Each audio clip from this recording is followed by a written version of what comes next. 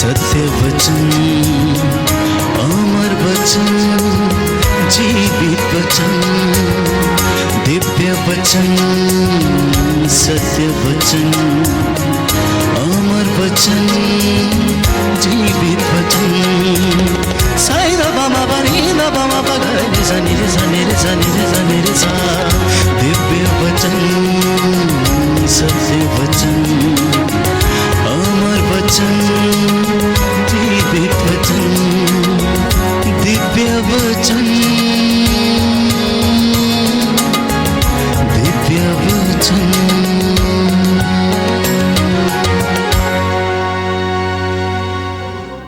मार्कुस का सुसमाचार अध्याय 4।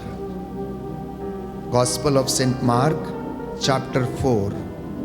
आज हम इस पर मनन चिंतन करेंगे कि तूफान में यीशु सोया हुआ क्यों था।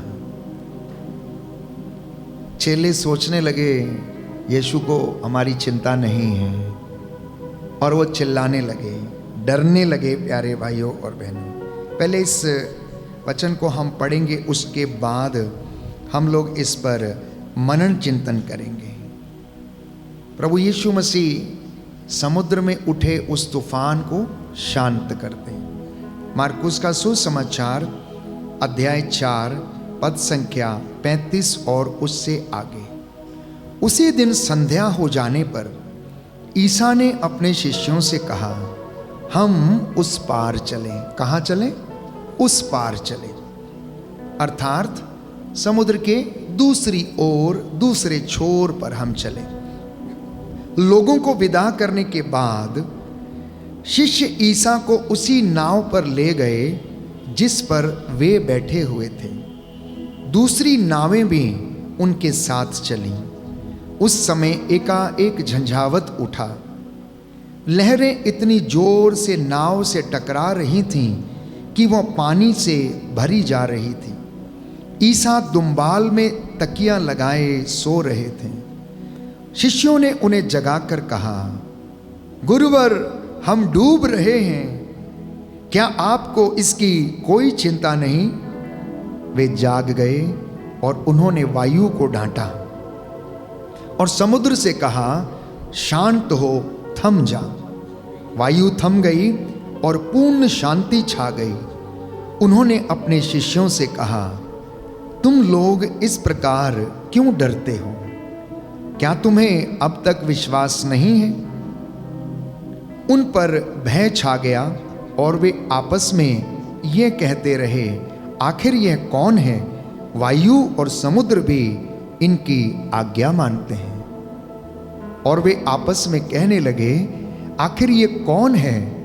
वायु और समुद्र भी इनकी आज्ञा मानते हैं। Hallelujah, hallelujah. यीशु की स्तुति हो, यीशु को धन्यवाद, यीशु की आराधना हो, यीशु की महिमा हो, यीशु को धन्यवाद, हालेलुया, हालेलुया। हे प्रभु यीशु, मैं विश्वास करता हूँ आप मुझसे बातें कर रहे हैं। मैं विश्वास करता हूँ आप इस पवित्र रोटी के रूप में हमारे बीच में हाजिर हैं।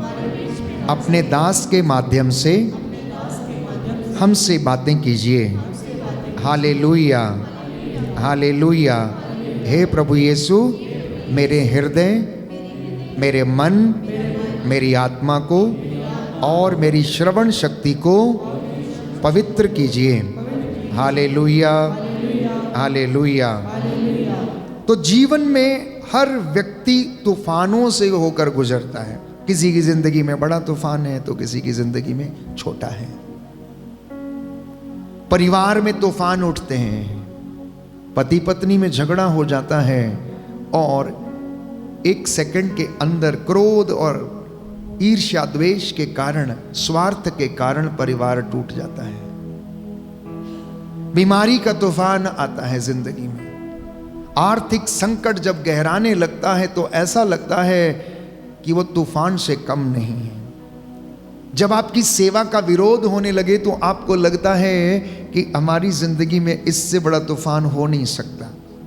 मानसिक संघर्ष जब आप करते हैं तो एक तूफान आपकी जिंदगी में होने लगता है, और जब आपकी प्रार्थना का उत्तर नहीं मिलता तो तब तो ऐसा लगता सब कुछ समाप्त हो गया। जब आप किसी को खो देते हैं, अपने प्रियजन को, तो ऐसा लगता है अब कुछ बचा ही नहीं है। लेकिन सबसे बड़ा प्रश्न ये नहीं कि तूफान आया क्यों, सबसे बड़ा प्रश्न तो ये है, जब मैं टूट रहा था तब यीशु चुप क्यों था? जब मैं तूफान से होकर गुजर रहा था तो ईश्वर चुप क्यों बैठा था? जब मुझे सताया जा रहा था तो यीशु चुप क्यों बैठा था? यूसुफ की जिंदगी में जब उस पर अत्याचार किया जा रहा था पोतीफर की पत्नी के द्वारा, तो वो ईश्वर चुप क्यों बैठा? यूसुफ के भाइयों ने उसको लोगों के हाथ में बेच दिया, उस पर अत्याचार हो रहा था, उस वक्त यीशु चुप क्यों बैठा? प्यारे भाइयों और बहनों, ये सवाल अक्सर हम भी सोचते हैं और शिष्य भी यही सवाल अपने मन में सोच कर बैठे थे कि हम नाव में हैं और यीशु तकिया लगाकर अच्छे से दुम्बाल में सो रहा है, उसको कोई चिंता नहीं। आपको भी लगता होगा कि मेरे परिवार में इतना कष्ट है, कोर्ट कचहरी के केस सॉल्व नहीं हो रहे, मेरी जिंदगी में इतनी उथल पुथल है, कोई रास्ता दिखाने वाला नहीं। इस वक्त ईश्वर कहाँ गया? नौजवान बेटे और बेटियां ये कहते हैं, where is God, who is God? मेरे जीवन में इतना कष्ट है, मेरे प्रश्नों का उत्तर नहीं मिलता, वो ईश्वर कहाँ है? वो ईश्वर कहाँ था जब मैंने अपने माता पिता को खो दिया, अपने प्रियजनों को खो दिया? ऐसे सवाल अनायास इंसान की जिंदगी में उठते हैं प्यारे भाई, और ये लाजमी है, ये स्वाभाविक है, क्योंकि इंसान अपनी सोच के अनुसार निर्णय करता, सोचता है। इसलिए पवित्र बाइबल कहती है, तेरी सोच मेरी सोच नहीं, तेरे रास्ते मेरे रास्ते नहीं। तो हमें ये स्वीकार करने की आवश्यकता है। शिष्यों को लगा यीशु को कोई फर्क नहीं पड़ रहा, पानी नाव में आ गया है, नाव डूबने लगी है, और उस वक्त परमेश्वर मौन है और वो चिल्ला रहे हैं कि प्रभु हम डूब रहे हैं, हमें बचाइए। लेकिन उसी नाव में सोता हुआ यीशु साबित कर रहा था कि जिस नाव में यीशु है वो नाव कभी डूब नहीं सकती। ये विश्वास हर एक प्रभु के दास को, अनुयायी को, विश्वासी को अपनी जिंदगी में ग्रहण करने की आवश्यकता है। हालेलुया, हालेलुया, यीशु की स्तुति हो, यीशु को धन्यवाद, यीशु की आराधना हो, यीशु की महिमा हो, यीशु को धन्यवाद। तो मैं डिक्लेयर करता हूं और अंगीकार करता हूं कि जिस नाव में प्रभु यीशु है वो नाव डूब नहीं सकती। जिस घर में परमेश्वर है, यीशु मसीह है, वो घर कभी डूब नहीं सकता। प्यारे भाइयों और बहनों, जो व्यक्ति यीशु मसीह में है, ईमानदार रहता है, प्यारे भाइयों और बहनों, परमेश्वर उसकी रक्षा करता है। बाइबल ये कहती है, जब परमेश्वर हमारे साथ है तो कौन हमारा विरोध कर सकता है? हर वो शस्त्र जो तेरे खिलाफ गढ़ा गया है, अब वो सफल नहीं होगा, तू उसका खंडन करेगी। बोलो आमीन, हालेलुया, यीशु की स्तुति हो, यीशु को धन्यवाद, यीशु की आराधना हो, यीशु की महिमा हो, यीशु को धन्यवाद। अब यीशु मसीह प्यारे भाइयों और बहनों तकिया लगाकर सो रहे थे, क्योंकि उन्हें पता था कि अंत क्या है। अंत ये था कि हमें उस पार जाना है और हम पहुंचेंगे। उन्होंने ये नहीं सोचा शायद हम पहुंचें या ना पहुंचें। उन्होंने ये भी नहीं देखा कि मौसम खराब है या तूफान उठ रहा। कोई डाउट, कोई शक उनकी जिंदगी में नहीं था। इसलिए वो बेफिक्र थे और उन्होंने कहा अपने चेलों से, आओ हम उस पार चले। तूफान रास्ते में आया, मंजिल के बाद नहीं आया। याद रखना प्यारे भाई और बहनों, मंजिल पे पहुंचने के बाद तूफान नहीं आया, रास्ते में आया। अर्थात शैतान ने रास्ता रोकने की कोशिश की, लेकिन वो सफल नहीं हो पाया। मंजिल में पहुंचने के बाद ये तूफान आता तो समझ सकते थे प्यारे भाइयों और बहनों कि कुछ अनहोनी है, लेकिन ये तूफान रास्ते में आया तो याद रखना, शैतान आपकी मंजिल पर पहुंचने के लिए आपको रोकने की कोशिश करेगा। याद करिए यीशु मसीह के साथ क्या हुआ। यीशु मसीह जब 40 दिन 40 रात उपवास करके अपनी मिनिस्ट्री को शुरू करने वाले थे, प्यारे भाइयों और बहनों, शैतान ने जाकर रास्ता रोकने की कोशिश की और उन्हें प्रलोभन देने की कोशिश की। उन्हें प्रलोभन दिया, बोला इन पत्थरों से कहे कि रोटियां बन जाएं और तू खा और अपनी भूख मिटा, क्योंकि 40 दिन 40 रात से तू भूखा है, तुझे भूख लगी होगी। यीशु ने उसे जवाब दिया, संहिता से जवाब दिया प्यारे भाइयों और बहनों, और वो जवाब था कि मनुष्य रोटी से नहीं जीता बल्कि ईश्वर के मुख से निकले हुए हर एक शब्द से जीता है। ये वचन आप विधि विवरण ग्रंथ में अध्याय 8 में हम पढ़ सकते हैं प्यारे भाइयों और बहनों, कि मनुष्य रोटी से नहीं जीता बल्कि ईश्वर के मुख से निकले हुए हर एक शब्द से जीता है। तो तूफान इस बात का प्रमाण है कि आप गलत दिशा में नहीं हैं बल्कि सही दिशा में जा रहे हैं, लेकिन शैतान आपको रोकने की भरपूर कोशिश करता है। तो यशायाह नबी के ग्रंथ अध्याय 43 पद संख्या 2 में हम पढ़ते हैं, अगर तुम समुद्र पार करोगे जलधाराएं तुम्हें बहाकर नहीं ले जाएंगी, आग पार करोगे ज्वालाएं तुम्हें भस्म नहीं करेंगी। प्रभु यीशु इस वचन को पूरा करना चाहता था समुद्र में, और चेलों का वो डर समाप्त करना चाहता था, उन्हें याद दिलाना चाहता था कि वो वचन जो यशायाह नबी के ग्रंथ अध्याय 43 पद संख्या 2 में परमेश्वर ने कहा अपने दास यशायाह के माध्यम से भविष्यवाणी की, आज वो पूरा हो गया है। क्योंकि यीशु मसीह संहिता को समाप्त करने नहीं बल्कि उसमें लिखे हुए एक एक वचन को पूरा करने के लिए आया था। तो यशायाह नबी का ये वचन समुद्र में उठे हुए तूफान और यीशु मसीह की जिंदगी में ये वचन पूरा होता है। बोलो आमीन, हालेलुया। यीशु की स्तुति हो, यीशु को धन्यवाद, यीशु की आराधना हो, यीशु की महिमा हो, यीशु को धन्यवाद। तो प्रभु यीशु ने यह प्रमाणित किया, यह साबित किया, तूफान उठेगा जलधाराएं तुझे बहाकर नहीं लेकर जाएंगे, क्योंकि वो परमेश्वर तेरी सुध लेता है और वो तेरे साथ है। Hallelujah, hallelujah, hallelujah. तो यीशु सो रहे थे क्योंकि विश्वास जो था वो भय से बड़ा है। यीशु सो रहे थे क्यों? क्योंकि विश्वास भय से बड़ा है। मार्कुस के सुसमाचार अध्याय 4 पद संख्या 40 में पढ़ते हैं, तुम क्यों डरते हो, क्या तुम्हें अब तक विश्वास नहीं? यीशु ने अपने चेलों से सवाल किया, why are you frightened, don't you believe till now, क्या अभी तक तुम विश्वास नहीं करते हो?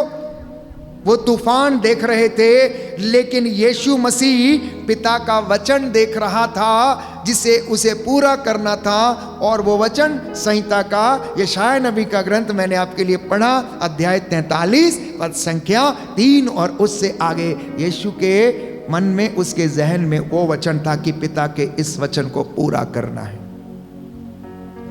एक क्रांतिकारी सत्य, रेवोल्यूशनरी ट्रुथ ये है, डर तब पैदा होता है जब हम तूफान को यीशु से बड़ा मान लेते हैं, जब हम दुख को ईश्वर से बड़ा मान लेते हैं, जब हम किसी भय को ईश्वर से बड़ा मान लेते हैं। तो आज कई विश्वासी डरते हैं वचन को अंगीकार करने से, सुसमाचार का प्रचार करने से, बीमारी से डरते हैं, भविष्य से डरते हैं कि भविष्य में क्या होगा, इसलिए वो रिस्क लेने से भी डरते हैं, लोगों की बातों से डरते हैं। लेकिन विश्वास ये कहता है, यदि परमेश्वर मेरे साथ है तो कौन मेरा विरोध कर सकता है? बोलिए आमीन, हालेलुया। हे प्रभु यीशु, मैं विश्वास करता हूँ जब आप मेरे साथ हैं तो कौन मेरा विरोध कर सकता है? मुझे आशीष दीजिए जिससे कि मैं विश्वास में दृढ़ बन जाऊं। Hallelujah, hallelujah, hallelujah. तो प्रियजनों, कभी कभी परमेश्वर की चुप्पी हमारी परीक्षा लेती है। कभी कभी परमेश्वर की चुप्पी, the silent of God is to test your faith. परमेश्वर का चुप रहना मेरे और आपकी परीक्षा लेना है, और वो जानना चाहता है। मैं आपके लिए वचन बार बार पढ़ता हूं, एक बार आज फिर पढ़ते हैं। 40 साल तक परमेश्वर ने इजराइलियों की परीक्षा ली। क्या करने के लिए?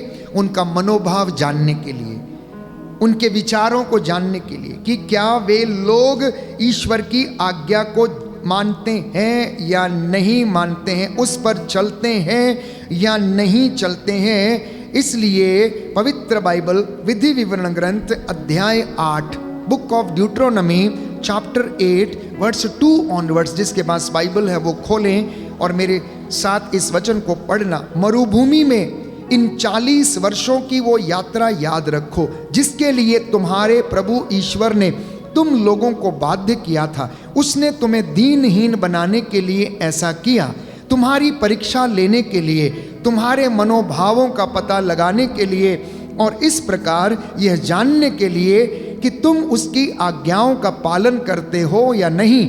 उसने तुम्हें त्रस्त किया, भूखा रखा और फिर तुम्हें मन्ना भी खिलाया, जिसे ना तुम जानते थे और ना तुम्हारे पूर्वज ही। इससे उसने तुमको यह समझाना चाहा कि मनुष्य रोटी से ही नहीं जीता, वह ईश्वर के मुख से निकलने वाले हर एक शब्द से जीता है। इन 40 वर्षों में ना तुम्हारे पहने हुए वस्त्र जर्जर हुए और ना तुम्हारे पांव सूजे। 40 इयर्स, इंसान की जिंदगी की आधी उम्र परमेश्वर क्या करता रहा? उनकी परीक्षा लेता रहा। क्या करने के लिए? जानने के लिए, पता लगाने के लिए कि क्या ये व्यक्ति, क्या ये प्रजा सच्ची है, क्या ये मुझे प्यार करती है, क्या इसके मनोभाव अच्छे हैं। बाइबल कह रही है उनका पता लगाने के लिए।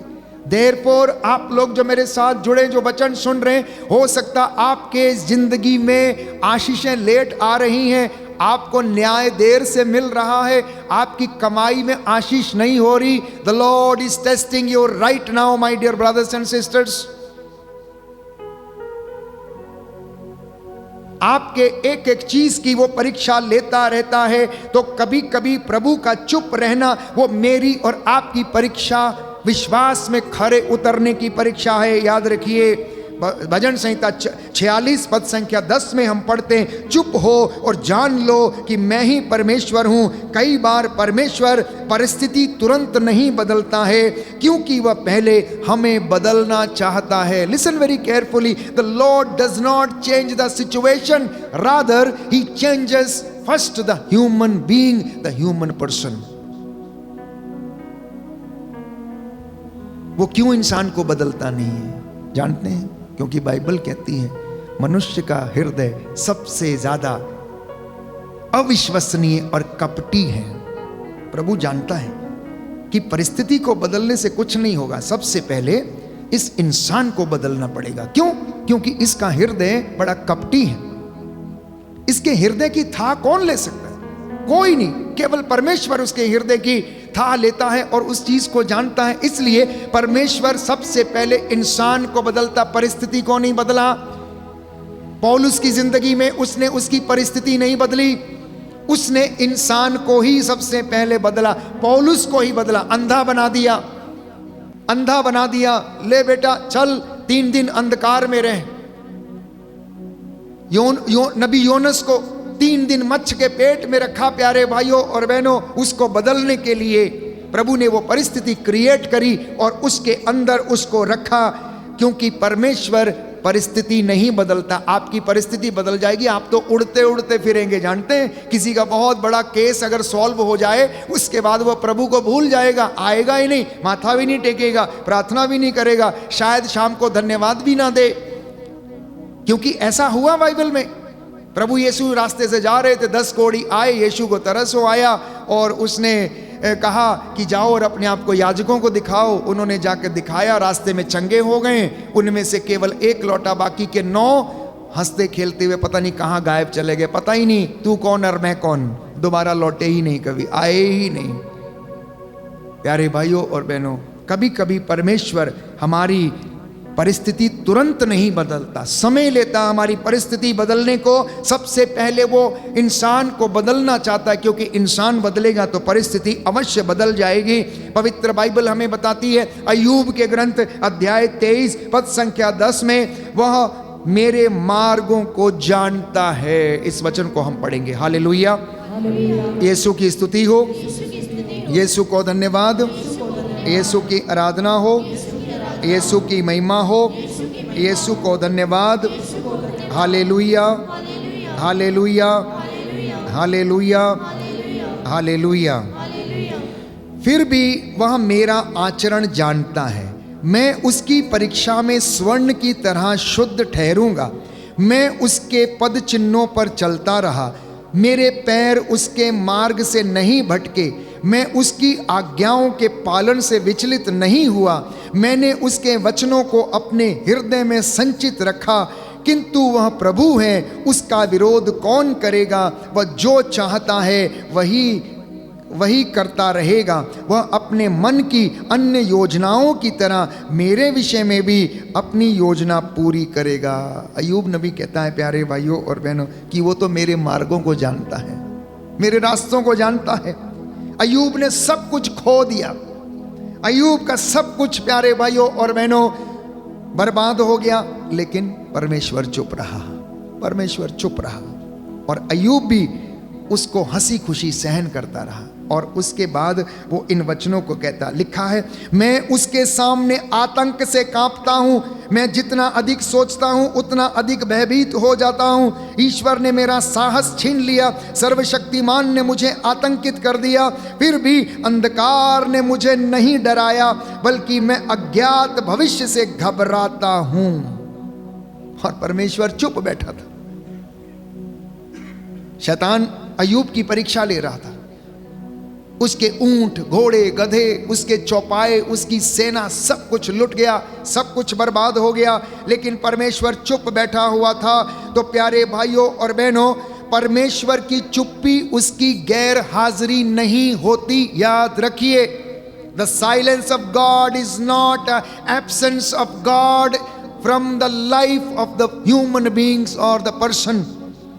मतलब परमेश्वर की चुप्पी उसकी गैर हाजिरी नहीं होती। तूफान शिष्यों को प्रकट करने के लिए आया था, याद रखिए। अब एक सवाल हमारी जिंदगी में आ सकता कि ये तूफान उठा ही क्यों? जब यीशु साथ में था तो यीशु तूफान उठा क्यों? तूफान इसलिए उठा ताकि शिष्यों का अविश्वास प्रकट हो जाए और यीशु मसीह की और पिता की महिमा उस जगह पर उनके सामने प्रकट हो और वो उसे जाने और उसे पहचाने।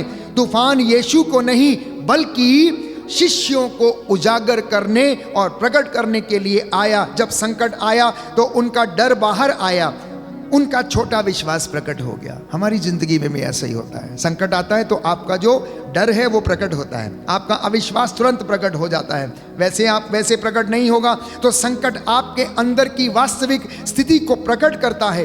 प्रार्थना कितनी गहरी है आपकी, विश्वास कितना मजबूत है, परमेश्वर पर भरोसा आपका कितना ज्यादा दृढ़ है, तूफान आपकी जिंदगी में ये सारी चीजों को खोल देता है और प्रकट कर देता है। तो विधि विवरण ग्रंथ अध्याय 8 पद संख्या 2 मैंने आपके लिए अभी वचन पढ़ा था, ताकि वह तुझे नम्र बनाए और तेरी परीक्षा करे और तू उस परीक्षा में खरा उतरे। जैसे सोना आग में तपाया जाता और खरा निकलता है, वैसे ही इंसान को भी वो क्या करता, दुख की भट्टी में तपाता, जिससे कि मेरा और आपका विश्वास खरा निकले। हालेलुया, यीशु की स्तुति हो, यीशु को धन्यवाद, यीशु की आराधना हो, यीशु की महिमा हो, यीशु को धन्यवाद। Hallelujah, hallelujah, hallelujah. तो आधुनिक कलीसिया के लिए, मेरे और आपके लिए ये संदेश क्या, प्रभु आज के इस दिन में क्या बोलना चाहता है? आज लोग बड़ी इमारतें बनाते हैं, बड़े बड़े घर बनाते हैं, आलीशान बंगले बनाते हैं, लेकिन प्यारे भाइयों और बहनों उनका विश्वास बड़ा छोटा है। बड़े बड़े आलीशान बंगले हैं लेकिन उनकी जिंदगी में शांति नहीं है, नींद नहीं है। बड़े बड़े बंगले बना लिए लेकिन रहने के लिए लोग नहीं है उसमें। बच्चे बाहर विदेश में और पति पत्नी बुजुर्गी में उसमें पड़े रहते हैं, आया आकर देखभाल करती है। विडंबना कितनी ज्यादा है प्यारे भाई और बहनों। अपने माता पिता को छोड़कर लोग पैसा कमाने के लिए बाहर के देशों में जाते और वहां बुजुर्गों की देखभाल करते हैं, और अपने माता पिता घर में पड़े हुए उनकी देखभाल करने वाला कोई नहीं। कितनी विडंबना है।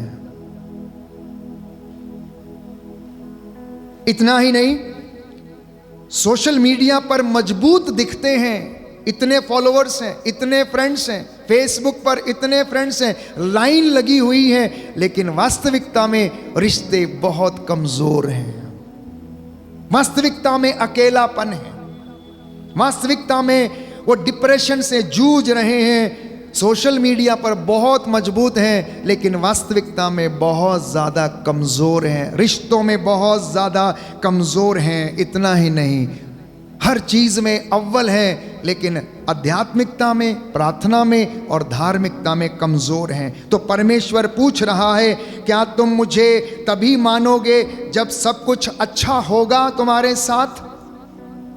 ये आज का सवाल प्रभु आपसे पूछना चाहता है। You will only accept me when everything is good in your life? When are you going to accept?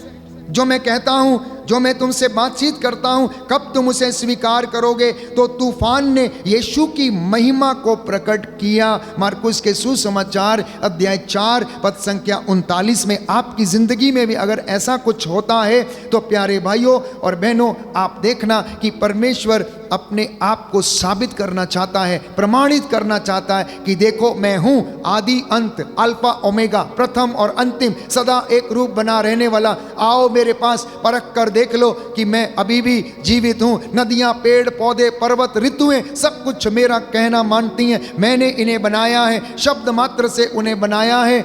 ये बाइबल इस बात को प्रमाणित करती है। तो तूफान ने यीशु की महिमा को प्रकट किया। उन्होंने समुद्र को डांटा और बाइबल कहती है हवा को डांटा। शिष्य लोग घबराने लगे, डरने लगे कि ये व्यक्ति आखिर है कौन जिसकी आज्ञा ये समुद्र और हवा भी इसकी आज्ञा मानते हैं। तो प्यारे भाइयों और बहनों, शिष्य तूफान में प्रवेश करने से पहले यीशु को केवल शिक्षक मानते थे। दे considered him only a teacher, they did not consider him the son of God, कि उसके अधिकार में सब कुछ है।